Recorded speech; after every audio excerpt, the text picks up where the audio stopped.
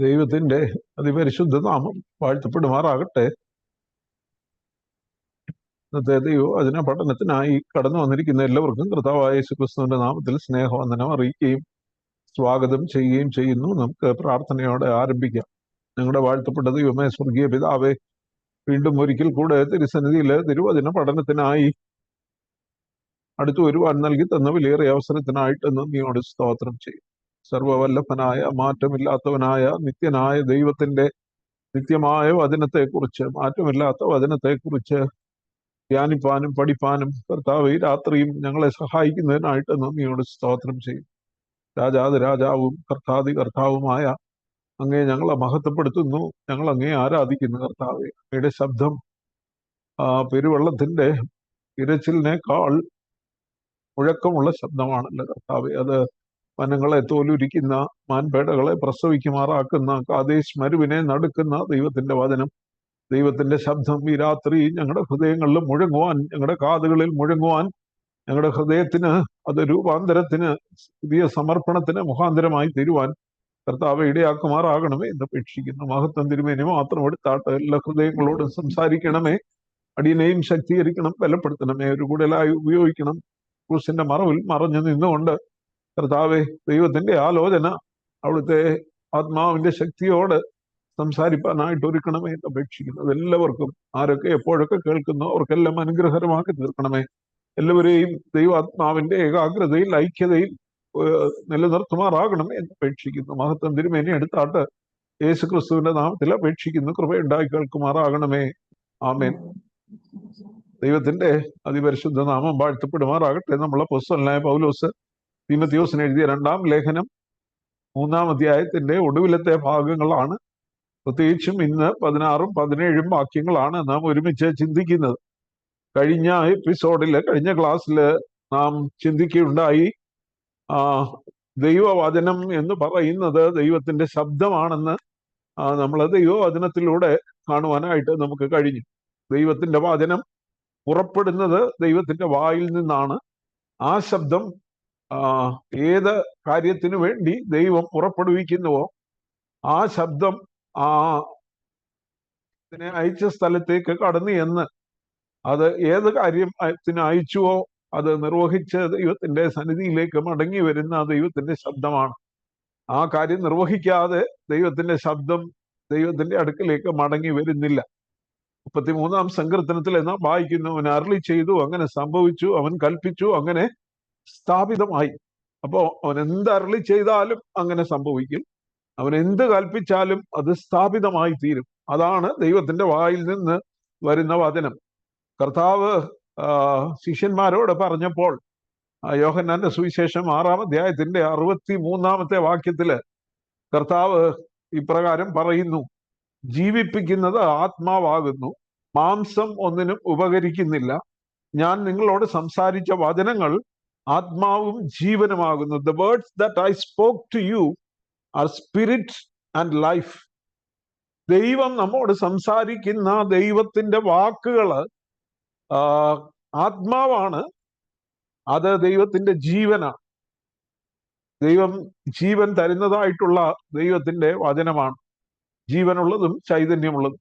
നമുക്കറിയാം, ആദിയിൽ ദൈവം ആകാശവും ഭൂമിയും സൃഷ്ടിച്ചു. ഭൂമി പാഴായും ശൂന്യമായും ഇരുന്നു. ആഴത്തിന്മീതെ ഇരുളുണ്ടായിരുന്നു. ദൈവത്തിന്റെ ആത്മാവ് വെള്ളത്തിന്മീതെ പരിവർത്തിച്ചുകൊണ്ടിരുന്നു. പിന്നീടാണ് ദൈവം ഉണ്ടാകട്ടെ എന്ന് കൽപ്പിക്കുന്നത്. ഉണ്ടാകട്ടെ എന്ന് കൽപ്പിക്കുമ്പോൾ ആഴത്തിന് മീതെ പരിവർത്തിച്ചു കൊണ്ടിരുന്ന ദൈവത്തിന്റെ പരിശുദ്ധ ആത്മാവ് സകലത്തെയും സൃഷ്ടിക്കുകയാണ് ചെയ്തത്. അതുകൊണ്ട് കർത്താവ് പറയുന്നത്, ഞാൻ നിങ്ങളോട് സംസാരിച്ച വചനങ്ങൾ ആത്മാവും ജീവനുമാകുന്നു. അപ്പൊ ദൈവത്തിന്റെ വചനത്തിൽ രണ്ട് കാര്യങ്ങൾ, ഒന്ന് തന്നെ ദൈവത്തിന്റെ ആത്മാവും ദൈവത്തിന്റെ ജീവനും അടങ്ങിയതാണ് ദൈവത്തിന്റെ വചനം എന്ന് പറയുന്നത്. സോ ആ വചനം ജീവിപ്പിക്കുന്ന ദൈവത്തിന്റെ വചനമാണ്, അത് ജീവിപ്പിക്കുന്ന ദൈവത്തിന്റെ ആത്മാവാണ്. ജീവൻ നൽകുന്ന, ഒന്നുമില്ലായ്മയിൽ നിന്നും സകലത്തെയും സൃഷ്ടിക്കുന്ന ദൈവത്തിന്റെ വചനമാണ്. അത് ദൈവത്തിന്റെ വായിൽ നിന്ന് പുറപ്പെടും. മാത്രവുമല്ല, ദൈവത്തിന്റെ വചനത്തിന്റെ മറ്റൊരു പ്രത്യേകത നമുക്ക് കാണുവാനായിട്ട് കഴിയുന്നത്, ദൈവത്തിന്റെ വചനം സ്വർഗത്തിൽ എന്തേക്കും സ്ഥിരമായിരിക്കുന്ന വചനമാണ്. കർത്താവ് പറഞ്ഞു, ആകാശവും ഭൂമിയും ഒഴിഞ്ഞു പോകും, എന്നാൽ എൻ്റെ ഈ വചനങ്ങള് ഒരിക്കലും വള്ളിയെങ്കിലും പുള്ളിയെങ്കിലും ഇതിന് മാറ്റം വരികയും. അപ്പൊ നിത്യനായ ദൈവത്തിന്റെ വചനം നിത്യമായതാണ്. അത് നിത്യമായതാണ്, എന്നേക്കും സ്ഥിരമായിരിക്കുന്നതായിട്ടുള്ള ദൈവത്തിന്റെ വചനം. യെശയ്യാ പ്രവചനം 40-ാം അധ്യായത്തിന്റെ 6-ഉം 7-ഉം വാക്യങ്ങളിലും നാം ഇത് തന്നെ കാണുന്നു. യെശയ്യാ പ്രവചനം 40-ാം അധ്യായം 6-ഉം 7-ഉം വാക്യങ്ങൾ വായിച്ചാൽ, യെശയ്യാവ് 40 കേട്ടോ വിളിച്ചു പറക എന്ന് ഒരുത്തൻ പറയുന്നു, എന്ത് വിളിച്ചു പറയേണ്ടു എന്ന് ഞാൻ ചോദിച്ചു. സകല ജഡവും പുല്ലുപോലെയും അതിന്റെ ഭംഗിയെല്ലാം വയലിലെ പൂ പോലെയും ആകുന്നു. യഹോവയുടെ ശ്വാസം അതിന്മേൽ ഊതുകയാൽ പുല്ലുണങ്ങുന്നു, പൂ ആടുന്നു. അതേ, ജനം പുല്ല് തന്നെ, പുല്ലുണങ്ങുന്നു, പൂ ആടുന്നു. നമ്മുടെ ദൈവത്തിന്റെ വചനമോ എന്നേക്കും നിലനിൽക്കും. പുല്ലുണങ്ങുന്നു, പൂ ആടുന്നു. സകല ജഡവും പുല്ലുപോലെ ഉള്ളൂ, അതിന്റെ ഭംഗിയെല്ലാം പുല്ലിന്റെ പൂ പോലെ മാത്രമേ ഉള്ളൂ. പക്ഷെ ദൈവത്തിന്റെ വചനമോ എന്നേക്കും നിലനിൽക്കുന്നു. Eternal God and eternal word. നിത്യനായ ദൈവത്തിന്റെ നിത്യമായ വചനം. ആ ദൈവത്തിന്റെ വചനം നമുക്ക് എന്താണ് കൊണ്ടുതരുന്നത്? It brings us the power of God. ദൈവത്തിന്റെ വചനം നമ്മുടെ അടുക്കലേക്ക് എത്തുമ്പോൾ അത് നമ്മിൽ ദൈവശക്തിയായിട്ട് വ്യാപരിക്കും. അതുകൊണ്ടാണ് ദൈവത്തിന്റെ വചനം വായിക്കണമെന്നും ധ്യാനിക്കണമെന്നും പഠിക്കണമെന്നും ഗ്രഹിക്കണമെന്നും അനുസരിക്കണമെന്നും ഒക്കെ പറയുന്നത്. അത് എന്താ? നമ്മിൽ ദൈവത്തിന്റെ ശക്തിയായി വ്യാപരിക്കും ദൈവത്തിന്റെ വചനം. നമുക്ക് തുടർന്ന് അങ്ങോട്ട് പോകുമ്പോൾ അതിനെ കുറിച്ച് കാണുവാനായിട്ട് കഴിയും. It brings us the power of God. അതുകൊണ്ട് അപ്പോസ്തലനായ പൗലോസ് പറയുന്നത്, സുവിശേഷത്തെ കുറിച്ച് എനിക്ക് ലജ്ജയില്ല. വിശ്വസിക്കുന്ന ഏവനും, ആദ്യം യഹൂദനും പിന്നെ യവനനും, അത് രക്ഷയ്ക്കായി ദൈവത്തിന്റെ ശക്തിയാണ്. It is the power of God unto salvation. ആ സുവിശേഷം എൻ്റെ അടുക്കലേക്ക് വരുമ്പോൾ അത് വിശ്വസിക്കുന്ന ഏവനും അത് രക്ഷയ്ക്കായി ദൈവത്തിന്റെ ശക്തിയാണ്. It is the power of God. സുവിശേഷം എൻ്റെ ഹൃദയത്തിലേക്ക്, എൻ്റെ അടുത്തേക്ക് വരുമ്പോൾ, ഞാനത് വിശ്വാസത്താൽ ഏറ്റെടുക്കുമ്പോൾ, വിശ്വസിക്കുമ്പോൾ, വിശ്വാസത്താൽ അനുസരിക്കുമ്പോൾ ദൈവശക്തിയായി എന്നിൽ വ്യാപരിക്കുന്നു, എന്നിലൂടെ വ്യാപരിക്കുന്നു. രണ്ട് കാര്യങ്ങളാണ്. അത് എന്നിൽ വ്യാപരിക്കും, എന്നിലൂടെയും വ്യാപരിക്കും. ഞാൻ കടന്നു ചെല്ലുന്നിടത്ത്, ഞാൻ സംസാരിക്കുന്നിടത്ത് ആ ദൈവശക്തി വ്യാപരിക്കും. അതുകൊണ്ടാണ് therefore we study the word of God, we believe the word of God. നാം ദൈവത്തിന്റെ വചനം വിശ്വസിക്കുന്നു, ദൈവത്തിന്റെ വചനം പഠിക്കുന്നു, ദൈവത്തിന്റെ വചനം പ്രസംഗിക്കുന്നു. സാത്താന് ഇത് ഏറ്റവും കൂടുതൽ അറിയാവുന്നു. സാത്താൻ അതുകൊണ്ട് തുടക്കം മുതലേ ആക്രമിച്ചത് എന്തിനാ? ദൈവത്തിന്റെ വചനത്തെ. ഏദൻ തോട്ടത്തിൽ എത്തിയ മഹാസർപ്പം എന്ന പിശാച് പറയുകയാണ്, ദൈവം വാസ്തവമായി അങ്ങനെ കൽപ്പിച്ചു. ദൈവം വാസ്തവമായി അങ്ങനെ കൽപ്പിച്ചു. ദൈവത്തിന്റെ വചനത്തെ സംശയിക്കുവാൻ വിത്തുപാകുന്ന ആദ്യത്തെ ചതി, ആദ്യത്തെ സൂത്രം ഏദൻ തോട്ടത്തിൽ പ്രയോഗിച്ചു. പ്രിയമുള്ളവരെ, ഇന്നും അനേകർ ഇത് വിശ്വസിക്കാത്തതിന്റെ കാരണം അവരാ സാത്താന്റെ ചതിയിൽ പെട്ട് കിടക്കുക. ഇത് ദൈവവചനമാണെന്നോ, ഇത് ദൈവശബ്ദമാണെന്നോ, യഥാർത്ഥത്തിൽ ഉള്ളതാണെന്നോ, ആര് പറഞ്ഞത് ദൈവത്തിന്റെ വചനമാണെന്ന്, ആരെഴുതിയതാ എന്നൊക്കെ ചോദിക്കുന്ന, സംശയിക്കുന്ന, ഇതിനെ ചോദ്യം ചെയ്യുന്ന അനേകരുണ്ട്. അവർക്കിത് ദൈവശക്തിയായി അനുഭവിപ്പാനായിട്ട് കഴിയത്തില്ല. വിശ്വാസത്തോടെ ഇത് ഏറ്റെടുക്കുന്നെങ്കിൽ നമുക്ക് ഇത് ദൈവശക്തിയായി നമ്മിൽ വ്യാപരിക്കുകയും നമ്മിലൂടെ വ്യാപരിക്കുകയും ചെയ്യും. അതുകൊണ്ടാണ് കർത്താവ് പറഞ്ഞത്, ഞാൻ നിങ്ങളോട് സംസാരിച്ച വചനങ്ങൾ ആത്മാവും ജീവനുമാകും. ആത്മാവും ജീവനുമാകുന്ന ദൈവത്തിന്റെ വചനം ഈ രാത്രി നമുക്ക് ഏറ്റെടുക്കാം. കഴിഞ്ഞ ക്ലാസ്സില്, കഴിഞ്ഞ എപ്പിസോഡിൽ നാം പറഞ്ഞൊരു കാര്യം ഒരിക്കൽ കൂടെ ഒന്നുകൂടെ ഒന്ന് വിശദമാക്കുവാനായിട്ട് ഞാൻ ആഗ്രഹിക്കുകയാണ്. പഴയ നിയമകാലത്ത് ദൈവം ഇസ്രായേൽ മക്കളെ മിസ്രൈമിൽ നിന്ന് വിടുവിച്ച ശേഷം അവർക്ക് ദൈവത്തെ ആരാധിക്കേണ്ടത് എങ്ങനെയെന്ന് കാണിച്ചു കൊടുത്തു. എന്നിട്ട് അവരോട് പറഞ്ഞു, നിങ്ങൾ ഒരു സമാഗമന കൂടാരം ഉണ്ടാക്കണം.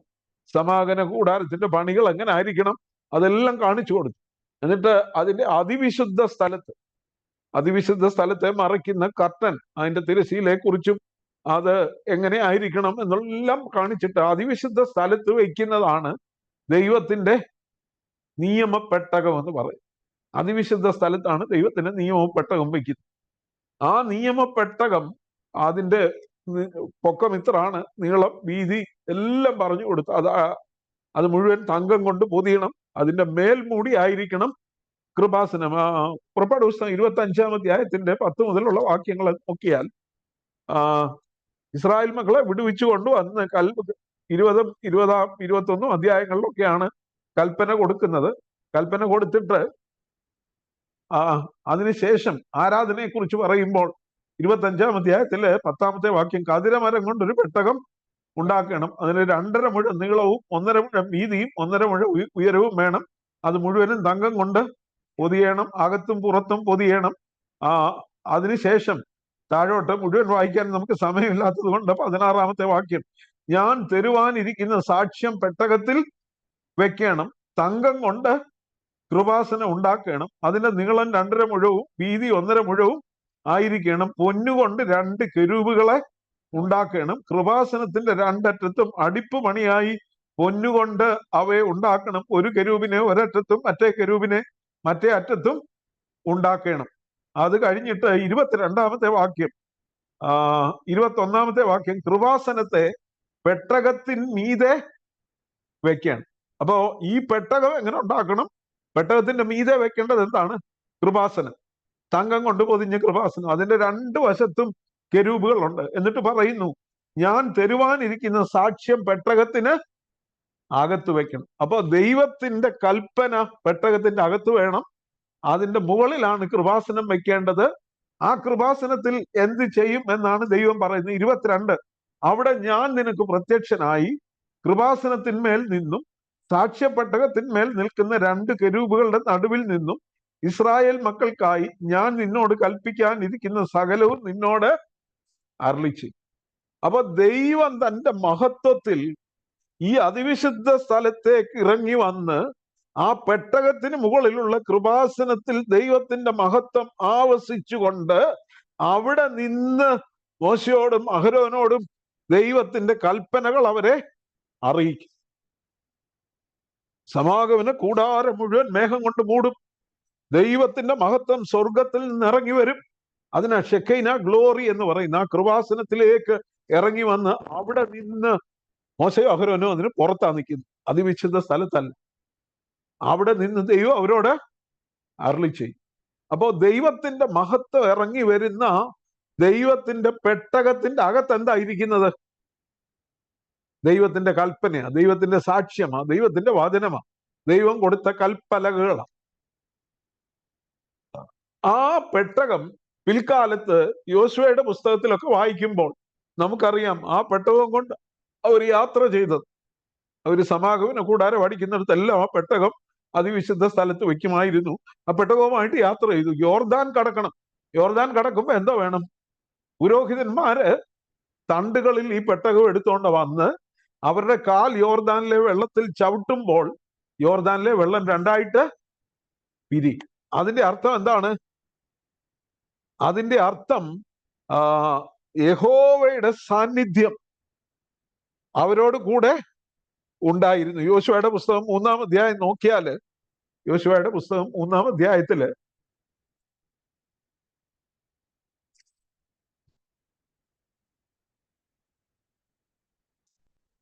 11-ാമത്തെ വാക്യം, സർവഭൂമിക്ക് നാഥനായവന്റെ നിയമപ്പെട്ടകൻ നിങ്ങൾക്ക് മുമ്പായി യോർദാനിലേക്ക് കടക്കുന്നു. ഇനിയും 17-ാമത്തെ വാക്യം, യഹോവയുടെ നിയമപ്പെട്ടകൻ ചുമന്ന പുരോഹിതന്മാർ യോർദാന്റെ നടുവിൽ ഉണങ്ങിയ നിലത്ത് ഉറച്ചു നിന്നു. ഇസ്രായേൽ ജനമൊക്കെയും യോർദാൻ കടന്നു തീരുവോളം ഉണങ്ങിയ നിലത്തുകൂടി തന്നെ കടന്നുപോയി. 13-ാമത്തെ വാക്യത്തിൽ അത് യഥാർത്ഥത്തിൽ കാണുന്നത്, സർവഭൂമിയുടെയും നാഥനായ യഹോവയുടെ പെട്ടകം ചുമക്കുന്ന പുരോഹിതന്മാരുടെ ഉള്ളങ്കാൽ യോർദാനിലെ വെള്ളത്തിൽ ചവിട്ടുമ്പോൾ ഉടനെ യോർദാനിലെ വെള്ളം 2ആയി പിരിഞ്ഞിട്ട് മേൽ നിന്ന് ഒഴുകുന്ന വെള്ളം ചിറ പോലെ നിൽക്കും. അതിന്റെ കാരണം എന്താ? ദൈവത്തിന്റെ പുരോഹിതന്മാരുടെ കാലിന്റെ ഗുണം കൊണ്ടല്ല, പുരോഹിതന്മാര് വിശുദ്ധരായോണ്ടല്ല, അവര് ചുമക്കുന്ന പെട്ടകത്തിന്റെ മേൽ ദൈവത്തിന്റെ സാന്നിധ്യം ആവസിക്കുന്നുണ്ട്. അതുകൊണ്ട് അവരുടെ കാൽ ചവിട്ടുമ്പോൾ തന്നെ വെള്ളം 2ആയിട്ട് പിരിയുന്നു. അപ്പൊ ദൈവത്തിന്റെ സാന്നിധ്യത്തിന്റെ അടയാളമായിരുന്നു ദൈവത്തിന്റെ പെട്ടകം. ഇനിയും യോശുവയുടെ പുസ്തകം 6-ാമത്തെ അധ്യായത്തില് 12-ാമത്തെ വാക്യം, യോശുവ അതികാലത്ത് എഴുന്നേറ്റു, പുരോഹിതന്മാർ യഹോവയുടെ പെട്ടകം എടുത്തു. 7 പുരോഹിതന്മാർ യഹോവയുടെ പെട്ടകത്തിന് മുമ്പിൽ ആട്ടിൻകൊമ്പുകൊണ്ടുള്ള 7 കാഹളം പിടിച്ച് കാഹളം ഊതിക്കൊണ്ട് നടന്നു. നമുക്കറിയാം, അവര് 6 ദിവസവും ചുറ്റി 7-ാമത്തെ ദിവസം 7 പ്രാവശ്യം യഹോവയുടെ പെട്ടകവുമായി മതിലിന് ചുറ്റും നടന്നു. കാഹളം ഊതി കൊട മുടച്ചപ്പോൾ എരിഹോ മതില് തകർന്നു വീണു. കാരണം എന്നാ? ദൈവത്തിന്റെ സാന്നിധ്യം അവരുടെ മധ്യേ അത്ഭുതം പ്രവർത്തിക്കും. അപ്പൊ പഴയ നിയമത്തിലെ ആരാധന സമ്പ്രദായം അതായിരുന്നു. പുതിയ നിയമത്തിലോ ഇന്ന് പെട്ടകം ഇല്ല. ഇന്ന് ദൈവത്തിന്റെ സാന്നിധ്യം ആവസിക്കുന്നത് എവിടെയാ? നിങ്ങൾ പരിശുദ്ധാത്മാവിന്റെ മന്ദിരമാണ്. നിങ്ങളുടെ ശരീരം പരിശുദ്ധാത്മാവിന്റെ മന്ദിരമാകുന്നു. അപ്പൊ ദൈവത്തിന്റെ സാന്നിധ്യം അത് കളക്റ്റീവ്ലി ഒരുമിച്ച് ദൈവമക്കൾ കൂടുമ്പോഴും ദൈവത്തിന്റെ പരിശുദ്ധാത്മാവ്, നിങ്ങൾ ദൈവത്തിന്റെ മന്ദിരമാകുന്നു. ദൈവത്തിന്റെ മന്ദിരം നശിപ്പിക്കുന്നവനെ ദൈവം നശിപ്പിക്കും. അപ്പൊ ഇന്ന് ദൈവത്തിന്റെ സാന്നിധ്യം ആവസിക്കുന്നത് ഓരോ വിശ്വാസിയുടെയും മേലാണ്. മാത്രമല്ല, വിശ്വാസികൾ ഒന്നിച്ചു ചേരുമ്പോൾ ദൈവത്തിന്റെ സാന്നിധ്യം എല്ലാവരുടെ മേലും ആവസിക്കും. അപ്പൊ യോർദാനിലെ വെള്ളം 2ആയിട്ട് പിരിയണമെങ്കിൽ യഹോവയുടെ സാന്നിധ്യമുള്ള പെട്ടകവുമായി പുരോഹിതന്മാർ അവിടെ നിൽക്കണം. പ്രിയമുള്ളവരെ, ഇതെന്താ സൂചിപ്പിക്കുന്നത്? ആ പെട്ടകത്തിന്റെ അകത്ത് ദൈവത്തിന്റെ വചനമാണ്. ദൈവത്തിന്റെ വചനത്തിന്റെ മേലാണ് ദൈവത്തിന്റെ സാന്നിധ്യം ആവസിക്കുന്നത്. ഇന്ന് ഓരോ വിശ്വാസിയുടെയും ഉള്ളിൽ ദൈവത്തിന്റെ വചനമുണ്ടെങ്കിൽ, അതുകൊണ്ടാണ് കൊലോസ്യർ 3:16 പറയുന്നത്, let the word of God richly dwell in you. ദൈവത്തിന്റെ വചനം ഐശ്വര്യമായി നിങ്ങളുടെ ഉള്ളിൽ വസിക്കട്ടെ. കൊലോസ്യർ 3:16 എഫേസ്യറിലെ 5-ാം അധ്യായത്തിലും 2 വാക്യങ്ങൾ ഒരുപോലെ അല്ലേ? വീഞ്ഞു കുടിച്ചു മത്തരാകരുത്, ആത്മാവ് നിറഞ്ഞവരായി സങ്കീർത്തനങ്ങളാലും സ്തുതികളാലും ആത്മീയ ഗീതങ്ങളാലും തമ്മിൽ സംസാരിച്ചും നിങ്ങളുടെ ഹൃദയങ്ങളിൽ ബുദ്ധി ഉപദേശിച്ച് നിങ്ങളുടെ ഹൃദയങ്ങളിൽ കർത്താവിന് പാടിയും. അതേ വാക്യം തന്നെയാണ് കൊലോസ്യർ 3:16. അവിടെ ഒരു വ്യത്യാസം മാത്രമേ ഉള്ളൂ. ദൈവത്തിന്റെ വചനം ഐശ്വര്യമായി നിങ്ങളുടെ ഹൃദയങ്ങളിൽ വസിക്കട്ടെ. അപ്പോ ഞാൻ ഇത്രയും പറഞ്ഞതിന്റെ ഉദ്ദേശം, ദൈവത്തിന്റെ വചനം ഉള്ളിടത്താണ് ദൈവത്തിന്റെ സാന്നിധ്യം ആവസിക്കുന്നത്. അന്നത് പെട്ടകത്തിലായിരുന്നെങ്കിൽ, അതുകൊണ്ടാണ് ഫിനെഹാസിന്റെ ഭാര്യ ഏലി പുരോഹിതന്റെ മരുമകൾ കുഞ്ഞിനെ പ്രസവിക്കുമ്പോൾ യഹോവയുടെ പെട്ടകം പിടിപെട്ടു പോയി എന്ന് കേട്ടിട്ട് അവള് പറയുന്നു, മഹത്വം ഇസ്രായേലിൽ നിന്ന് പോയി എന്ന് പറഞ്ഞ് തന്റെ കുട്ടിക്ക് ഈഖാബോദ് എന്ന് പേരിട്ടു. അപ്പൊ ദൈവത്തിന്റെ സാന്നിധ്യം നമ്മുടെ മേൽ ആവസിക്കണമെങ്കിൽ നമ്മുടെ ഉള്ളിൽ ഇന്ന് ഈ സാക്ഷ്യപ്പെട്ടകം എന്ന് പറയുന്നത് നമ്മുടെ ശരീരമാണ്. ഈ ശരീരങ്ങളിൽ, ഈ ഹൃദയത്തിൽ ദൈവത്തിന്റെ സാന്നിധ്യം ആവസിക്കണമെങ്കിൽ ഹൃദയത്തിൽ ദൈവത്തിന്റെ വചനം ഐശ്വര്യമായി വസിക്കണം. അങ്ങനെ ദൈവത്തിന്റെ സാന്നിധ്യം ആവസിക്കുന്ന ദൈവ പൈതല് ഏത് കവിഞ്ഞൊഴുകുന്ന യോർദാനിൽ കാല് ചവിട്ടിയാലും വെള്ളം 2ആയിട്ട് വായിക്കപ്പെടും. ഏത് വലിയ എരിഹോ മതിൽ അവന്റെ മുമ്പിൽ ഉണ്ടായാലും അത് തകർന്നു വീഴും. അതുകൊണ്ടാണ് സെഖര്യാവിന്റെ പുസ്തകത്തിൽ നാം വായിക്കുന്നത്, സെരുബാബേലിന്റെ മുമ്പിലുള്ള മഹാപർവ്വതമേ നീ സമഭൂമിയായി തീരും. സൈന്യത്താൽ അല്ല, ശക്തിയാലും അല്ല, എന്റെ ആത്മാവിനാൽ അത്രയെന്ന് സൈന്യങ്ങളുടെ യഹോവ അരുളി ചെയ്യുന്നു. ഇന്ന് ദൈവത്തിന്റെ വചനം, അതുകൊണ്ട് പ്രിയമുള്ളവരെ, ദൈവത്തിന്റെ വചനത്തെ എത്ര ഗൗരവമായിട്ട് നാം എടുക്കണം. ദൈവത്തിന്റെ വചനം നമ്മുടെ ഉള്ളിൽ ഐശ്വര്യമായി വസിക്കുന്നുവെങ്കിൽ, അത് യഥാർത്ഥമായി ഉൾക്കൊള്ളുന്നെങ്കിൽ, അനുസരിക്കുന്നെങ്കിൽ, ദൈവത്തിന്റെ സാന്നിധ്യവും നമ്മുടെ മേൽ, ദൈവത്തിന്റെ ഷെക്കൈന ഗ്ലോറി നമ്മുടെ മേൽ ആവസിക്കും. നാം കടന്നു ചെല്ലുന്നിടത്ത് ഏത് പ്രതിബന്ധങ്ങളും നീങ്ങിപ്പോകുവാൻ തക്കവണ്ണം ദൈവത്തിന്റെ സാന്നിധ്യം നമ്മോടുകൂടെ ഉണ്ടായിരിക്കും. അത് നാം മനസ്സിലാക്കേണ്ടതായിട്ടിരിക്കും. ഇന്ന് ദൈവത്തിന്റെ മഹത്വം ഇറങ്ങുന്നത് ഓരോ വിശ്വാസിയുടെയും മേലാണ്.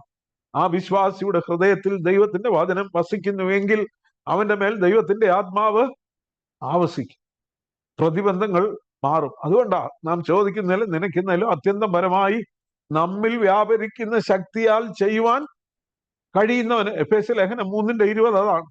നമ്മിൽ ദൈവത്തിന്റെ പരിശുദ്ധാത്മാവിന്റെ ശക്തി വ്യാപരിക്കുമ്പോഴാണ് നാം ചോദിക്കുന്നതിലും നനയ്ക്കുന്നതിലും അത്യന്തം പരമായി ദൈവം നമ്മിലൂടെ ചെയ്തെടുക്കുന്നു. അതുകൊണ്ട് ദൈവത്തിന്റെ വചനത്തെ എത്രമാത്രം ഗൗരവത്തോടുകൂടെ നാം കാണണം, മനസ്സിലാക്കണം. ദൈവത്തിന്റെ വചനം രാവിലെയും വൈകുന്നേരവും ദൈവത്തിന്റെ വചനം വായിക്കണം, ധ്യാനിക്കണം, ദൈവസന്നിധിയിൽ ഇരിക്കണം. ദൈവം നമ്മോട് ഓരോ രാവിലെയും സംസാരിക്കും. ദൈവത്തിന്റെ ദയ രാവിലെ തോറും പുതിയതാ, അവന്റെ വിശ്വസ്തത വലിയതാ.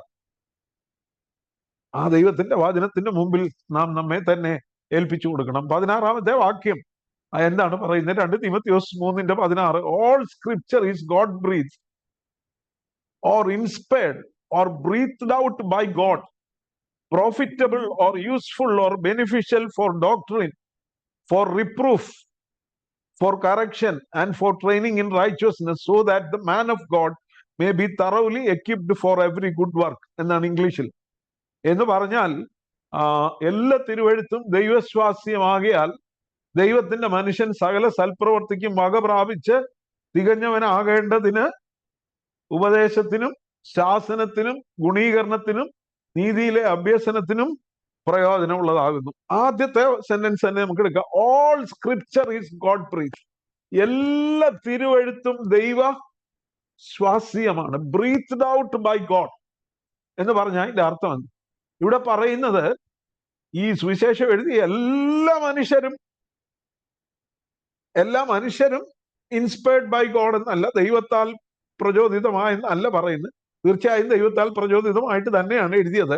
എന്നാൽ ഇവിടെ പ്രത്യേകിച്ച് പറയുന്ന every word of the scripture is God breath എന്ന് പറഞ്ഞാൽ ഈ ദൈവവചനത്തിലെ ഉൽപ്പത്തി പുസ്തകം 1-ാം അധ്യായത്തിന്റെ 1-ാമത്തെ വാക്യം മുതൽ വെളിപ്പാട് പുസ്തകം 22-ാം അധ്യായത്തിന്റെ അവസാനത്തെ വാക്യം വരെയുള്ള ഓരോ വാക്യങ്ങളും ദൈവത്താൽ ദൈവശ്വാസീയമാണ്. ദൈവം നിശ്ചയിച്ചിട്ട് മാത്രമാണ് ഈ പുസ്തകത്തിൽ ആ വാക്കുകള് ഉണ്ടായത്. ഇന്ന് മനുഷ്യർ വിശ്വസിക്കാത്ത ഇതാ. ഇന്ന് ദൈവവചനം ശുശ്രൂഷിക്കുന്നവരും അനേകര് വലിയ ബൈബിൾ കോളേജുകളിലൊക്കെ പഠിച്ച ഒത്തിരി ഡിഗ്രികളൊക്കെ എടുത്തവര് ഇന്ന് പറയുന്ന Bible contains the word of God എന്ന് പറഞ്ഞാൽ ദൈവത്തിന്റെ വചനം വേദപുസ്തകത്തിൽ ഉണ്ട്. എല്ലാം ദൈവത്തിന്റെ വചനമല്ല, അവിടെ ഇവിടെയൊക്കെ ഉണ്ട്. And all those words that are inspired by God are beneficial, they are truthful. ദൈവം പറഞ്ഞ വാക്കുകളൊക്കെ വിശ്വസനീയമാണെന്നാ പറയുന്നത്, എല്ലാം അല്ലെന്നാ പറയുന്നത്. ഞാൻ പറഞ്ഞത് ദൈവവചനത്തെ പിശാച് ഏദൻ തോട്ടത്തിൽ വെച്ച് തന്നെ സംശയം ഇട്ടുകൊടുത്തെങ്കിൽ ഇന്ന് ദൈവവചനത്തിന്റെ ശുശ്രൂഷകരെന്നും സഭാ ശുശ്രൂഷകരെന്നും പേരുള്ളവർ തന്നെ ദൈവത്തിന്റെ വചനത്തെ സംശയം മനുഷ്യ ഹൃദയങ്ങളിൽ വിതയ്ക്കുക. അതുകൊണ്ട് ഈ പുസ്തകത്തിന്റെ ഓരോ വാക്കുകളും ഇൻ ഇറ്റ്സ് ഒറിജിനൽ ടെക്സ്റ്റ്, ഓരോ വാക്കുകളും ദൈവത്താൽ നിയമിതമായ ദൈവത്തിന്റെ വചനമാണ്. ദൈവം അതാത് സമയത്ത് അതാത് വാക്കുകൾ അവർക്ക് കൊടുത്തു. അപ്പോ ഇത് ദൈവശ്വാസ്യമായ ദൈവത്തിന്റെ വചനമാണ്. ഈ ദൈവത്തിന്റെ ശ്വാസ്യം എന്ന് പറഞ്ഞാൽ, ബ്രീത്ത്ഡ് ഔട്ട് ബൈ ഗോഡ് എന്ന് പറഞ്ഞാൽ നമുക്കറിയാം ശ്വാസം ഊതുന്നതിനോടാണ് അതിനെ താരതമ്യപ്പെടുത്തുന്നത്. ഉൽപ്പത്തി പുസ്തകം 2-ാം അധ്യായത്തിന്റെ 7-ാമത്തെ വാക്യത്തില് ദൈവം മനുഷ്യനെ സൃഷ്ടിച്ചു അല്ലേ? 2-ാം അധ്യായത്തിന്റെ 7-ാമത്തെ വാക്യം, യഹോവയായ ദൈവം നിലത്തെ പൊടി കൊണ്ട് മനുഷ്യനെ നിർമ്മിച്ചിട്ട് അവന്റെ മൂക്കിൽ ജീവശ്വാസം ഊതി മനുഷ്യൻ ജീവനുള്ള. അപ്പൊ ദൈവം God breath into his nostrils എന്നാ പറയുന്നത്. അതേ വാക്ക് തന്നെയാണ്. ദൈവത്തിന്റെ ഊത്തിനാലാണ് മനുഷ്യൻ ജീവനുള്ള ദേഹിയായ, അല്ലെങ്കിൽ അവൻ വെറും ഒരു ബൊമ്മ പോലെയുള്ള അല്ലേ? നമ്മുടെ തുണിക്കടയിലൊക്കെ ഉണ്ടാക്കി വെച്ചിരിക്കുന്ന ഒരു ബൊമ്മ പോലെ മാത്രമേ നിലത്തെ പൊടി കൊണ്ട് ഉണ്ടാക്കിയപ്പം ഉള്ളായിരുന്നു. പക്ഷെ ദൈവത്തിന്റെ ശ്വാസം അവനിലേക്ക് പ്രവേശിച്ചപ്പോഴാണ് അവൻ ജീവനുള്ളവൻ ആയിത്തീർന്നു. എന്നാൽ ആ മനുഷ്യൻ പാപം ചെയ്തു. അവൻ ആത്മീകമായി ദൈവത്തിൽ നിന്ന് വേർപെട്ടപ്പോൾ അവൻ ആത്മീക മരണം സംഭവിച്ചു. അവനെ വീണ്ടെടുക്കുവാനായിട്ട് കർത്താവ് ഈ ലോകത്തിലേക്ക് വന്നു. കാൽവറി ക്രൂശിൽ മരിച്ചു, അടക്കപ്പെട്ടു, ഉയർത്തെഴുന്നേറ്റ കർത്താവ് യോഹന്നാന്റെ സുവിശേഷം 20-ാം അധ്യായത്തിൽ ശിഷ്യന്മാരുടെ അടുക്കൽ വന്നിട്ട് അവരോട് എന്താ പറയുന്നത്? യോഹന്നാന്റെ സുവിശേഷം 20-ാം അധ്യായത്തിന്റെ 22-ാമത്തെ വാക്യം, അവര് യഹൂദന്മാരെ പേടിച്ച് വാതിൽ അടച്ച് മുറിക്കകത്തിരിക്കുമ്പോൾ ഉയർത്തെഴുന്നേറ്റ ആഴ്ചവട്ടത്തിന്റെ 1-ാം നാൾ, ആ ഞായറാഴ്ച തന്നെ വൈകുന്നേരം, ആഴ്ചവട്ടത്തിന്റെ 1-ാം നാളായ ദിവസം നേരം വൈകിയപ്പോൾ ശിഷ്യന്മാർ ഇരുന്ന സ്ഥലത്ത് യഹൂദന്മാരെ പേടിച്ച് വാതിൽ അടച്ചിരിക്കെ യേശു അവരുടെ നടുവിൽ വന്ന് നിന്ന് സമാധാനം എന്ന് പറഞ്ഞു. പിന്നെ പറഞ്ഞു, പിതാവ് എന്നെ അയച്ചതുപോലെ ഞാനും നിങ്ങളെ അയക്കുന്നു എന്ന് പറഞ്ഞു. ഇങ്ങനെ പറഞ്ഞ ശേഷം 22-ാമത്തെ വാക്യം, അവൻ അവരുടെ മേൽ ഊതി അവരോട് പരിശുദ്ധാത്മാവിനെ കൈക്കൊള്ളു. ആദ്യം നമ്മൾ കണ്ടത് ക്രിയേഷനാണ്, സൃഷ്ടിയുടെ ആദ്യം. ഉൽപ്പത്തി പുസ്തകം 2:7 അവിടെയും ദൈവം ഊതുന്നു. എന്നാൽ ഇവിടെ ഉയർത്തെഴുന്നേറ്റ കർത്താവ് വീണ്ടും ശിഷ്യന്മാരുടെ മേൽ ഊതുന്നു. ഒരു റീക്രിയേഷൻ, ഒരു പുനഃസൃഷ്ടി അവിടെ നടത്തുകയാണ്. അവിടെയും ദൈവം എന്താ ചെയ്തത്? He breathed into them, he blew to them, അല്ലെ? താന് തന്റെ ശ്വാസം അവരുടെ മേൽ ഊതി, പരിശുദ്ധാത്മാവിനെ. അപ്പൊ കർത്താവ് ദൈവം ഊതുമ്പോൾ എന്താ വരുന്നത്? ദൈവത്തിന്റെ ആത്മാവാ വരുന്നത്. ആ ഊത്തിനാൽ തന്നെയാണ് ഈ വചനവും ഉണ്ടായിരിക്കും. അതുകൊണ്ടാണ് പറയുന്നത്, ദൈവത്തിന് എല്ലാ തിരുവെഴുത്തും, every word of the scripture, every part of the scripture is God breath. ഓരോ വചനം, ഓരോ വാക്കും ദൈവത്തിന്റെ ഊതിനാൽ, ദൈവത്തിന്റെ പരിശുദ്ധാത്മാവിനാൽ ഉളവായത്. അതുകൊണ്ടാണ് പത്രോസ് പറയുന്നത്, 2 പത്രോസ് 1:16 തൊട്ട് വായിച്ചാൽ പത്രോസ് പറയുകയാണ്, തിരുവെഴുത്തുകളെ കുറിച്ച് പറയുമ്പോൾ പഴയ നിയമത്തെ കുറിച്ച് മാത്രമല്ല, പുതിയ നിയമത്തെ കുറിച്ച് പറയുമ്പോൾ, പുതിയ നിയമം ഉണ്ടായപ്പോ ഇന്നത്തെ കാലത്ത് 2 പത്രോസ് 1-ാം അധ്യായം 16 തൊട്ട്, ഞങ്ങൾ നമ്മുടെ കർത്താവായ യേശു ക്രിസ്തുവിന്റെ ശക്തിയും പ്രത്യക്ഷതയും നിങ്ങളോട് അറിയിച്ചത് നിർമ്മിത കഥകളെ പ്രമാണിച്ചിട്ടല്ല, not by cooked up stories or fabricated stories. ആരേലും പറഞ്ഞുണ്ടാക്കിയ കഥയൊന്നും അല്ല ഞങ്ങൾ നിങ്ങളോട് അറിയിച്ചത്. പിന്നീട് അവന്റെ മഹിമ കണ്ട സാക്ഷികളായിരുന്നു. We have seen his glory, we were the witnesses of his glory. ഞങ്ങൾ അവന്റെ മഹിമ കണ്ടു, അവന്റെ മഹത്വം കണ്ട സാക്ഷികളാണ്. എന്നിട്ട് ട്രാൻസ്ഫിഗറേഷൻ മൗണ്ട്, മറുരൂപ മലയിൽ വെച്ച് സംഭവിച്ച കാര്യമാണ് പറയുന്നത്. ഇവൻ എന്റെ പ്രിയപുത്രൻ, ഇവങ്കിൽ ഞാൻ പ്രസാദിച്ചിരിക്കുന്നു എന്നുള്ള ശബ്ദം അതിശ്രേഷ്ഠ തേജസ്സിങ്കൽ നിന്ന് വന്നപ്പോൾ പിതാവായ ദൈവത്താൽ അവന് മാനവും തേജസ്സും ലഭിച്ചു. ഞങ്ങൾ അവനോടുകൂടെ വിശുദ്ധ പർവ്വതത്തിൽ ഇരിക്കുമ്പോൾ സ്വർഗത്തിൽ നിന്നൊരു ശബ്ദം ഉണ്ടായത് കേട്ടു. ഇപ്പൊ പത്രോസ് പറയുകയാണ്, ഞങ്ങൾ ഈ പറയുന്നത് എഴുതുന്നത് ഒന്നും നിർമ്മിത കഥകളല്ല, അവന്റെ മഹിമ കണ്ടതുകൊണ്ട് എഴുതുന്നതാണ്. എന്നിട്ട് പറയുകയാണ്, പ്രവാചക വാക്യവും അധികം സ്ഥിരമായിട്ട് നമുക്കുണ്ട്. നേരം വെളുക്കുകയും നിങ്ങളുടെ ഹൃദയങ്ങളിൽ ഉദയനക്ഷത്രം ഉദിക്കുകയും ചെയ്യുവോളം ഇരുണ്ട സ്ഥലത്ത് പ്രകാശിക്കുന്ന വിളക്ക് പോലെ ദൈവവചനത്തെ കരുതിക്കൊണ്ടാൽ നന്ന്. എന്നിട്ട് പറയുകയാണ്, തിരുവെഴുത്തിലെ പ്രവചനം ഒന്നും ആരുടെയും, പത്രോസിന്റെയോ പൗലോസിന്റെയോ ദാവീദിന്റെയോ മോശയുടെയോ സ്വയമായ വ്യാഖ്യാനത്താൽ ഉളവായതല്ല. എന്നാൽ ഒരു പുസ്തകം എഴുതി കളയാം, അതിരിക്കട്ടെ എന്നും പറഞ്ഞ് എഴുതിയതല്ല. മോശയല്ല 10 കൽപ്പന കൊടുത്തത്, മോശയല്ല 600 ചില്ലുവാനും പ്രമാണങ്ങൾ കൊടുത്തത്, ദൈവം കൊടുത്ത പ്രമാണമാണ്. സങ്കീർത്തനങ്ങൾ ജീവിതത്തിന്റെ അനുഭവങ്ങളിൽ നിന്ന് എഴുതിയാണെങ്കിലും ആ സമയത്ത് ദൈവത്തിന്റെ പരിശുദ്ധാത്മാ അവരിൽ വ്യാപരിച്ചുകൊണ്ട് എഴുതിയതാണ്. എന്നിട്ട് പറയുന്നു, പ്രവചനം ഒരിക്കലും സ്വയമായ വ്യാഖ്യാനത്താൽ ഉളവാകുന്നതല്ല എന്ന് ആദ്യം തന്നെ അറിഞ്ഞുകൊള്ളണം. പ്രവചനം ഒരിക്കലും മനുഷ്യന്റെ ഇഷ്ടത്താൽ വന്നതല്ല, ദൈവകൽപ്പനയാൽ മനുഷ്യർ പരിശുദ്ധാത്മ നിയോഗം പ്രാപിച്ചിട്ട് സംസാരിച്ചത്.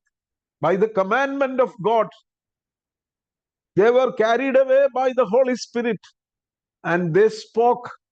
ദൈവത്തിന്റെ കൽപ്പനയാൽ പരിശുദ്ധാത്മാവ് അവരെ കൈകളിൽ വഹിച്ച് എഴുതിപ്പിച്ചതാണ്. അപ്പൊ ദൈവത്തിന്റെ വചനം അങ്ങനെയാണ് നമ്മുടെ അടുക്കൽ വന്നത്. അതുകൊണ്ടാണ് ഈ വചനത്തെ കുറിച്ച് പറയുന്നത്. ഇത് പള്ളികളിൽ വായിക്കണമെന്നല്ലേ പൗലോസ് അപ്പോസ്തലൻ, എല്ലാം വായിക്കാൻ സമയമുണ്ടോന്ന് അറിയില്ല. കൊലോസ്യർ 4:16, 1 തെസ്സലോനിക്കർ 5:27 അവിടെ ഒക്കെ പറയുന്നുണ്ട് ഈ ലേഖനം ലവോദിക്യ സഭയെ വായിക്കണം, ഇന്നടുത്ത് വായിക്കണം, എല്ലാ സഭകളിലും വായിക്കണമെന്ന് പറയുന്നുണ്ട്. ഇറ്റ് മസ്റ്റ് ബി സർക്കുലേറ്റഡ് എന്ന് പറയുന്നതിന്റെ കാരണമാണ്. മാത്രമല്ല തീമോഥെയോസിനോട് പറയുന്നു, ഞാൻ വരുവോളം വായന, പ്രബോധനം എന്നിവയിൽ ശ്രദ്ധിച്ചിരിക്കുക. വായന എന്ന് പറഞ്ഞാൽ എന്താ? Public reading of the scripture എന്ന, public reading of the scripture. പണ്ടൊക്കെ നമ്മുടെ പള്ളികളിലെ ഒക്കെ പ്രാർത്ഥനകൾക്ക് പറയുന്ന പേരെന്തായിരുന്നു? വായന എന്നായിരുന്നു. എന്താ വായന എന്ന് പറയാൻ കാരണം? അന്ന് ഈ ദൈവത്തിന്റെ വചനം എല്ലാ വീടുകളിലും എല്ലായിടത്തും ഇല്ല. പിന്നെ പ്രാർത്ഥനയ്ക്ക് ചെല്ലുമ്പോ 6 ഒരാടയിലോ 2 പേരുടെയിലോ വേദപുസ്തകം ഉണ്ട്, അത് വായിച്ച് കേൾപ്പിക്കും. Public reading of the scripture സഭകളിൽ പ്രധാനമായിരുന്നു. ഇന്നത്തെ പ്രശ്നം എന്താ? ഇന്ന് കുർബാനയ്ക്ക് ആ സമയം, അല്ലെ തിരുവത്താഴത്തിന് ആ സമയം, അതിൻ്റെ ഇടയ്ക്ക് ഒരു 5 മിനിറ്റോ 10 മിനിറ്റോ ദൈവവചനം മാത്രം പറയും. അതും അന്ന് വായിച്ച സുവിശേഷ ഭാഗങ്ങളിൽ നിന്ന്, ലേഖനങ്ങളിൽ നിന്നുള്ള പ്രസംഗങ്ങൾ ഇന്ന് കേൾക്കാൻ ഇല്ല. ഒന്ന് ഓർത്ത് നോക്കിയ റോമാ ലേഖനവും എഫേസ്യ ലേഖനവും എബ്രായ ലേഖനവും ഗലാത്യ ലേഖനവും ഒന്നുമില്ലാത്ത ഒരു വേദപുസ്തകത്തെ കുറിച്ച് ഒന്ന് ചിന്തിച്ചു നോക്കി. പൗലോസ് അപ്പോസ്തലന്റെ 13 ലേഖനങ്ങൾ മാറ്റി നിർത്തിയിരുന്നെങ്കിൽ ഈ വേദപുസ്തകത്തിൽ എന്താണ് ക്രിസ്തീയ വിശ്വാസം എന്ന് നമുക്ക് അറിയുവാൻ കഴിയുകയില്ല. യേശു കാൽവരി ക്രൂശിൽ മരിച്ചെന്നറിയാം, അവൻ അടക്കപ്പെട്ട് ഉയർത്തെഴുന്നേറ്റെന്നറിയാം, പ്രത്യക്ഷനായെന്നറിയാം. എന്നാൽ അതുകൊണ്ട് എന്താണ് സംഭവിക്കുന്നതെന്ന് മനസ്സിലാക്കിയത് പൗലോസിന്റെ ദൈവം വെളിപ്പാട് പൗലോസിന് കൊടുത്തു. ഇതൊന്നും സ്വയമായ വ്യാഖ്യാനത്താൽ ഉളവായതല്ല. പൗലോസിന്റെ ലേഖനങ്ങളെ തിരുവെഴുത്തുകൾ എന്ന് സാക്ഷ്യപ്പെടുത്തിയിരിക്കുന്നത് അപ്പോസ്തലനായ പത്രോസ്. അതുകൊണ്ടാണ് പത്രോസ് പറയുന്ന 2 പത്രോസ് 3-ാം അധ്യായത്തിൽ പറയുന്നു, 3-ാം അധ്യായത്തിന്റെ 15-ഉം 16-ഉം വാക്യങ്ങൾ എന്താ പറയുന്നത്? 2 പത്രോസ് 3-ന്റെ 15-ഉം 16-ഉം വാക്യങ്ങൾ ഇതിനെക്കുറിച്ച് നമ്മുടെ സഹോദരനായ പൗലോസും 2 പത്രോസ് 3-ന്റെ 15-ഉം 16-ഉം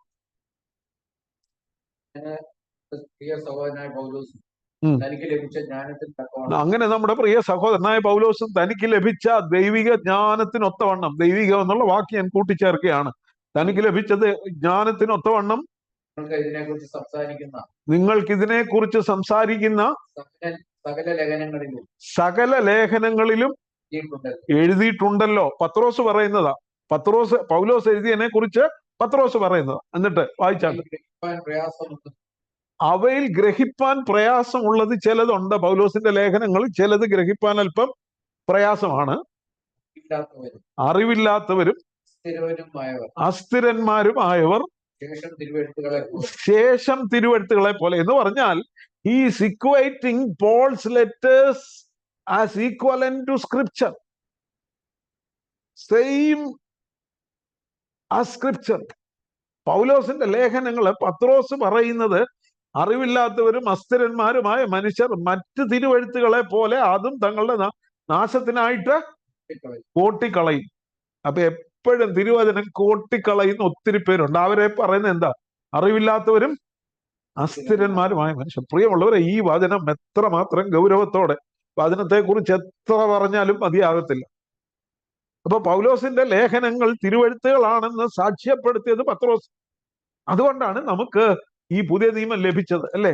4 സുവിശേഷങ്ങൾ മാത്രമല്ല, പിന്നീട് അപ്പോസ്തല പ്രവൃത്തിയും ബാക്കി ലേഖനങ്ങളും ഒക്കെ ലഭിച്ചത് അവർ ഒരുമിച്ച് കൂടി ദൈവത്തിന്റെ ആത്മാവ് അവരെ നയിച്ചത് കൊണ്ടാണ്. അതുകൊണ്ട് ഇതിനോട് ആരും കൂട്ടിച്ചേർക്കരുത്, ഇതിൽ നിന്നാരും കുറച്ചും കളയരുത്. ഇതെല്ലായിടത്തും വായിച്ച് കേൾപ്പിക്കണം. ഇത് വായിക്കുന്നവനും വായിച്ച് കേൾപ്പിക്കുന്നവനും ഇത് പ്രമാണിക്കുന്നവനും അനുഗ്രഹിക്കപ്പെട്ടവൻ എന്ന് ദൈവത്തിന്റെ വചനം പറയുന്നു. പ്രിയമുള്ളവരെ, ഓരോ വാക്കും ദൈവശ്വാസ്യമാണ്. മാത്രമല്ല, the continuity and the consistency of the scripture. ഇത് ചിലര് പറയും, ആർക്കാ ഒരു പുസ്തകം എഴുതാൻ വയ്യാത്ത? എല്ലാവരും കൂടെ കൂടിയിരുന്ന്, അവരെല്ലാം കൂടെ കൂടിയിരുന്ന് അങ്ങ് എഴുതിയതാന്ന് പറയുന്ന ചിലരെങ്കിലുമാണ്. പക്ഷേ പലരും പല സ്ഥലങ്ങളിൽ ഇരുന്ന്, അല്ലേ? പൗലോസ് കൊരിന്തിൽ ഇരുന്ന് എഴുതിയിട്ടുണ്ട്, പൗലോസ് കാരാഗ്രഹത്തിൽ ഇരുന്ന് റോമയിൽ ഇരുന്ന് എഴുതിയിട്ടുണ്ട്, എവിടെല്ലാം ഇരുന്ന് എഴുതി. ഈ ലേഖനങ്ങളൊക്കെ എത്ര കിലോമീറ്ററുകൾ അകലെ ഇരുന്നാ എഴുതിയത്. പത്രോസ് വേറൊരു ദേശത്തിരുന്ന് എഴുതി.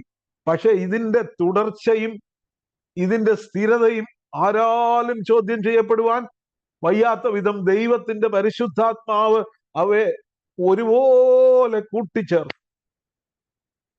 മനുഷ്യനെ കൊണ്ടാണ് എഴുതിച്ചത്, പക്ഷെ അതിനെല്ലാം ഓവർസീ ചെയ്തത്, അത് എഴുതിപ്പിച്ചത് ദൈവത്തിന്റെ പരിശുദ്ധാത്മാവ്. Continuity and the consistency of the scripture. പഴയ നിയമം അനേക വർഷങ്ങൾക്ക് മുമ്പ് എഴുതിയതാണ്. പക്ഷെ പുതിയ നിയമം അതിന്റെ എത്രയോ അനുയോജ്യമായ, അതിനോട് വളരെ ഹാർമോണിയസ് ആയിട്ട് ചേർന്ന് വരുന്ന കണ്ടിന്യൂവേഷൻ നമുക്ക് പുതിയ നിയമത്തിൽ കാണാനായിട്ട് കഴിയും. പഴയ നിയമം ആരംഭിക്കുമ്പോൾ യേശു കർത്താവിനെ സ്ത്രീയുടെ സന്തതി അവന്റെ തല തകർക്കുമെന്ന് കാണുന്നെങ്കിൽ, യോഹന്നാൻ പത്മോസ് ദ്വീപിൽ ഇരുന്ന് AD 90 ശേഷമുള്ള ഒരു കാലത്ത് എഴുതുമ്പോൾ പോലും അതിന്റെ കണ്ടിന്യൂറ്റിക്ക് ഒരു മാറ്റവും വരുന്നില്ല. മാത്രമല്ല, the honesty of the scripture, ദൈവവചനത്തിന്റെ സത്യസന്ധത. ഈ ശിഷ്യന്മാര് എഴുതിയപ്പം അവർക്ക് വേണേ എഴുതായിരുന്നു, കർത്താവിനെ ക്രൂശിച്ചപ്പം ഞങ്ങളെല്ലാം അവിടെ കൂടെ ഉണ്ടായിരുന്നു. പക്ഷെ എന്താ അവര് പറഞ്ഞു? ഞങ്ങൾ ആരും ഇല്ല, എല്ലാരും പേടിച്ച് ഓടിപ്പോയി. പത്രോസ് തള്ളി പറഞ്ഞെന്ന് വ്യക്തമായി എഴുതിയിട്ടുണ്ട്. അത്ര സത്യസന്ധമാണ് ദൈവത്തിന്റെ വചനം. മാത്രമല്ല, ദൈവത്തിന്റെ വചനം സർക്കുലേഷനിൽ ലോകത്തിൽ ഏറ്റവും അധികം വിട്ടേറ്റിക്കപ്പെട്ട, ഏറ്റവും അധികം ഭാഷകളിലേക്ക് വിവർത്തനം ചെയ്യപ്പെട്ടത് ഈ പുസ്തകമാണ്. ലോകത്തിൽ ആദ്യമായി അച്ചടിക്കപ്പെട്ടത് ഈ പുസ്തകമാണ്. അപ്പൊ the circulation and the survival of the scripture. അനേകർ ഇത് നശിപ്പിക്കാൻ ശ്രമിച്ചു, ഇത് മേലാൽ കാണാതിരിക്കാൻ വേണ്ടി അനേകർ ചെയ്തു. പക്ഷെങ്കിൽ ദൈവം ഇതിനെ സംരക്ഷിച്ചു. ദൈവവചനത്തെ ദൈവം സംരക്ഷിച്ചു. മാത്രമല്ല, അനേക കോടാനുകോടി മനുഷ്യരുടെ ജീവിതങ്ങളെ ഇത് സ്വാധീനിച്ച ദൈവത്തിന്റെ വചനമാണ്. അതുകൊണ്ടാണ് എല്ലാ തിരുവെഴുത്തും ദൈവസ്വാസ്യമാണെന്ന് പറയും. മാത്രമല്ല, ദൈവവചനത്തെ കുറിച്ച് പറയുമ്പോൾ സമയം മുന്നോട്ട് പോകുന്നു എങ്കിലും പറയട്ടെ, ദൈവവചനത്തെ കുറിച്ച് പറയുമ്പോൾ scripture is the best interpreter of scripture. ഈ ദൈവവചനത്തെ വ്യാഖ്യാനിക്കാൻ പറ്റിയ ഏറ്റവും നല്ല വ്യാഖ്യാന ഗ്രന്ഥം എന്ന് പറയുന്നത് ദൈവവചനം തന്നെ. ഒരു ഭാഗം നമുക്ക് മനസ്സിലാകുന്നില്ലെങ്കിൽ ദൈവത്തിന്റെ വചനത്തിന്റെ മറ്റൊരു ഭാഗം അത് വ്യക്തമാക്കി തരുന്ന മറ്റൊരു വചനം ഈ പുസ്തകത്തിൽ ദൈവം എഴുതിയിട്ടുണ്ട്. യെശയ്യാ പ്രവചനം 34:16 ഒന്ന് വായിച്ചാൽ. യെശയ്യാ പ്രവചനം 34:16.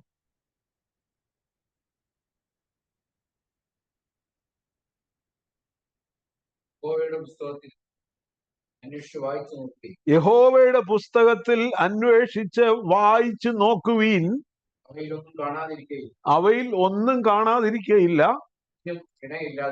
ഒന്നിനും ഇണയില്ലാതിരിക്കട്ടെ.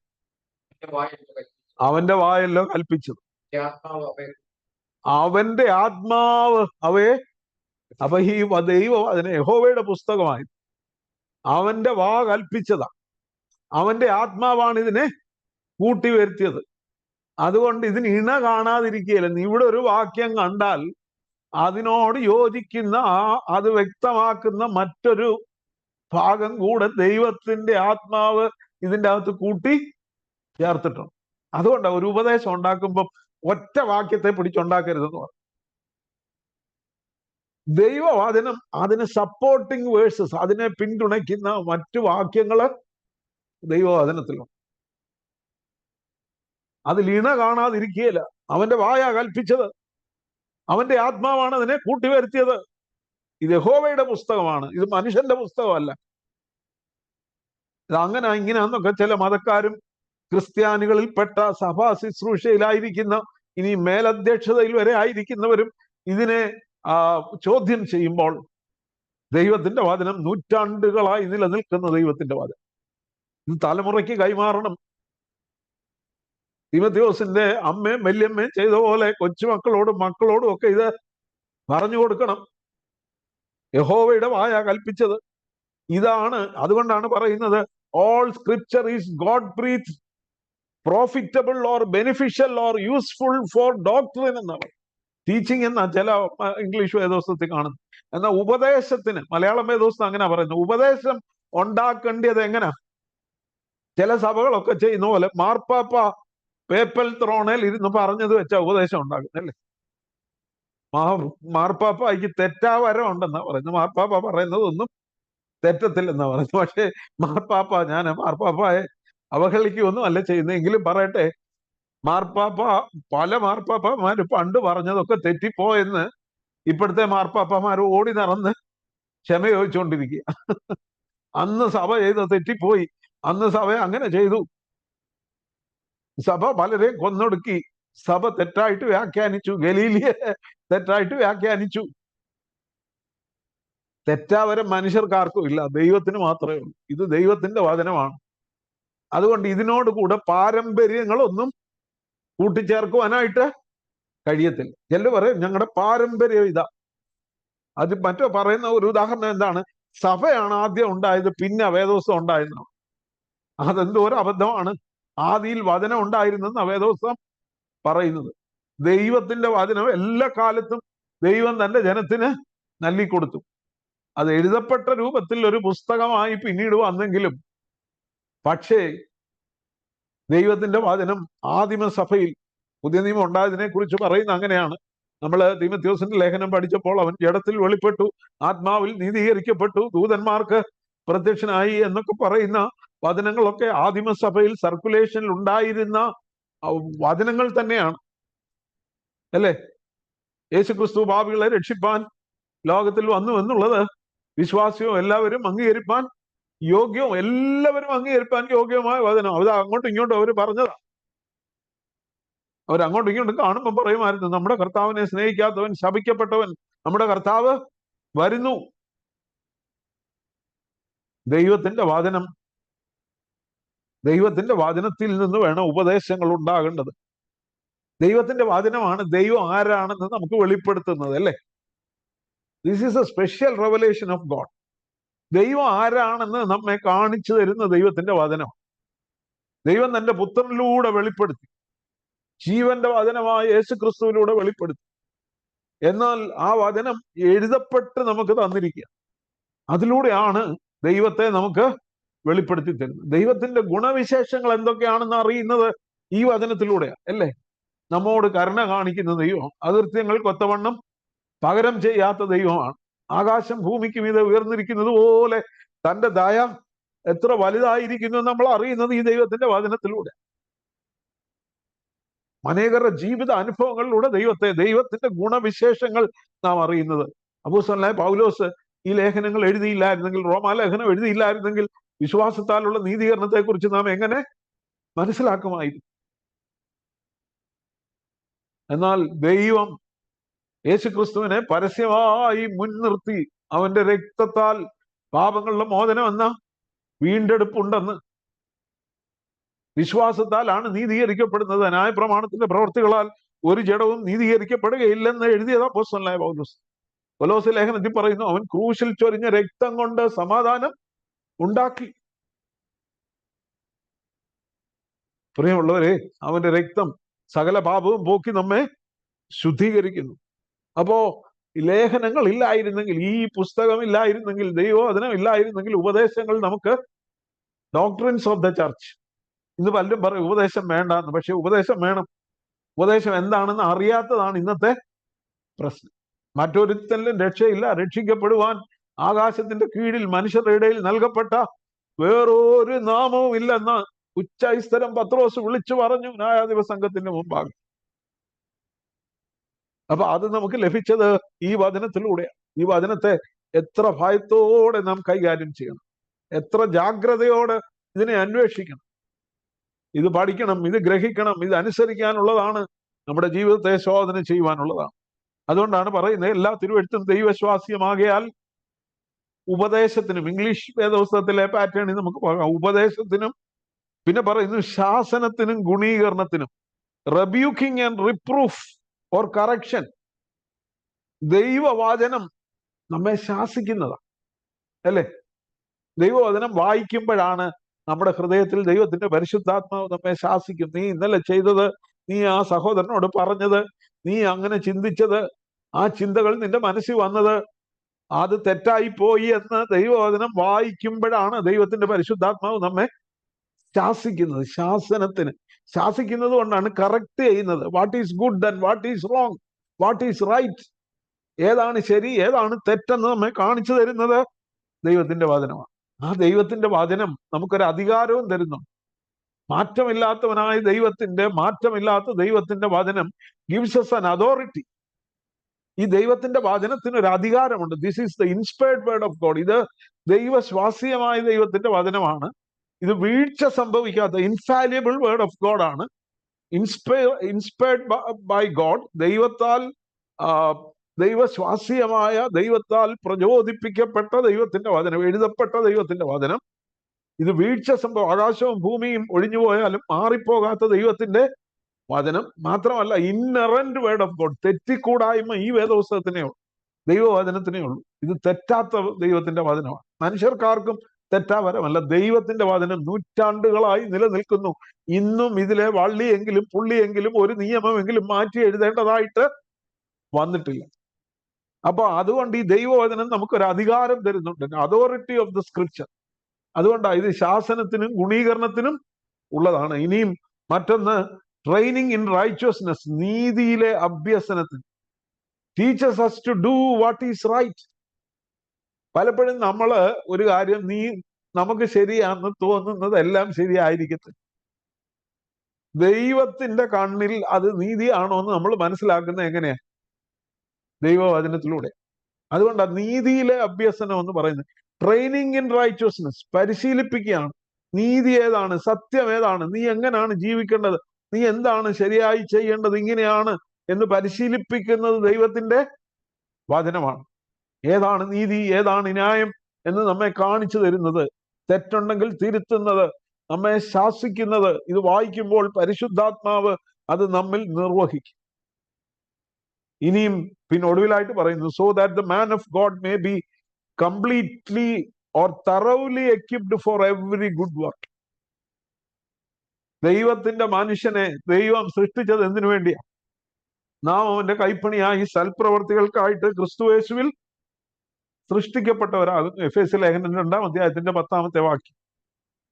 അപ്പൊ സൽപ്രവർത്തികൾക്ക് വേണ്ടി ദൈവത്തിന്റെ മനുഷ്യൻ ദൈവത്തിന്റെ വചനം വായിക്കുകയും ഗ്രഹിക്കുകയും അനുസരിക്കുകയും ചെയ്യുമ്പോഴാണ് അവൻ സൽപ്രവർത്തികൾ, നല്ല പ്രവർത്തികൾ ചെയ്യുവാനായിട്ട് അവൻ ഒരുക്കപ്പെടുന്നത്. He will be completely prepared for every good work.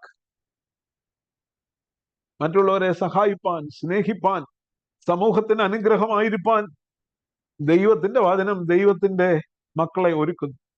പ്രിയമുള്ളവരെ, ഈ ദൈവത്തിന്റെ വചനം ഇത് പാറയെ തകർക്കുന്ന ചുറ്റികയാണ്. ഇത് തീ പോലെയാണ്. തീയിൽ കൂടെയാണ് ദൈവം അരുളി ചെയ്തത്. യിരെമ്യാവ് പറയുന്നു, എന്റെ അസ്ഥികളിൽ അടയ്ക്കപ്പെട്ട തീ പോലെയാണ് യഹോവയുടെ അരുളപ്പാട്. ഇത് ജീവനുള്ളതും ചൈതന്യമുള്ളതും ഇരുവായ്ത്തലയുള്ള ഏത് വാളിനേക്കാളും മൂർച്ചയേറിയതും പ്രാണനെയും ആത്മാവിനെയും സന്ധി മജ്ജകളെയും വേർപിടിവിക്കും വരെ തുളച്ചു ചെല്ലുന്ന ഇരുട്ടത്ത് പ്രകാശിക്കുന്ന വിളക്ക് പോലെ ഹൃദയത്തിലെ ചിന്തനങ്ങളെയും ഭാവങ്ങളെയും ശോധന ചെയ്യുന്ന ദൈവത്തിന്റെ വചനം. പ്രിയമുള്ളവരെ, ഈ വചനത്തിന്റെ മുമ്പിൽ നാം എത്രമാത്രം നമ്മെ തന്നെ താഴ്ത്തി ഏൽപ്പിക്കും, നമ്മെ തന്നെ ശോധന ചെയ്യും. നമുക്ക് ദൈവവചനത്തിന്റെ മുമ്പാകെ നമ്മെ തന്നെ ഒന്ന് ശോധന ചെയ്യാം. ഈ വചനം മറ്റുള്ളവരോട് പറയുവാൻ, മറ്റുള്ളവരെ പഠിപ്പിക്കുവാൻ, മറ്റുള്ളവരെ ഉപദേശിപ്പാൻ ഒക്കെ ദൈവം നമുക്കൊരു അധികാരം ദൈവത്തിന്റെ പരിശുദ്ധാത്മാവിനാൽ തരും. ഈ വചനം നമ്മെ ശുദ്ധീകരിക്കുന്ന ദൈവത്തിന്റെ വചനമാണ്, നമ്മെ ശക്തീകരിക്കുന്ന ദൈവത്തിന്റെ വചനമാണ്. ഈ വചനം രൂപാന്തരപ്പെടുത്തുന്ന ദൈവത്തിന്റെ വചനം. ഈ വചനം ഉള്ളിൽ വസിച്ചാൽ ദൈവത്തിന്റെ നിയമപ്പെട്ടകത്തിന്റെ മേൽ ദൈവത്തിന്റെ മഹത്വം ആവസിച്ചതുപോലെ ഹൃദയത്തിൽ ദൈവത്തിന്റെ വചനം ഐശ്വര്യമായി വസിക്കുന്നുവെങ്കിൽ നമ്മുടെ മേലും ദൈവത്തിന്റെ മഹത്വം, ദൈവത്തിന്റെ ആത്മാവ് ആവസിക്കും. പെട്ടകം ചുമന്ന പുരോഹിതന്മാർ കവിഞ്ഞൊഴുകിയ യോർദാന്റെ വെള്ളത്തിൽ കാല് ചവിട്ടിയപ്പോൾ യോർദാൻ രണ്ടായിട്ട് പിരിഞ്ഞു പോയെങ്കിൽ ആ ദൈവത്തിന്റെ മഹത്വം ആവസിക്കുന്ന ദൈവ പൈതൽ കാൽ ചവിട്ടുന്ന പ്രദേശമൊക്കെയും ദൈവം അനുഗ്രഹത്താൽ നിറയ്ക്കും, പ്രതിബന്ധങ്ങളെ തകർക്കും. സെരുബ്ബാബേലിന്റെ മുമ്പിലുള്ള മഹാപർവ്വതത്തെ ദൈവത്തിന്റെ ആത്മാവ് നീക്കിക്കളഞ്ഞ് ദൈവാലയത്തെ പണിയുവാൻ ഒരുക്കിയതുപോലെ നമ്മെയും അവൻ ഒരുക്കും. നമുക്ക് ഈ ആത്മാവിനാൽ നിറയപ്പെടണമെങ്കിൽ ദൈവത്തിന്റെ വചനത്താലും നിറയപ്പെടണം. നമ്മുടെ കണ്ണുകളെ അടയ്ക്കാൻ നമുക്ക് പ്രാർത്ഥിക്കാം. ഒരു പുതിയ സമർപ്പണത്തിലേക്ക് ദൈവം നമ്മെ നയിക്കട്ടെ.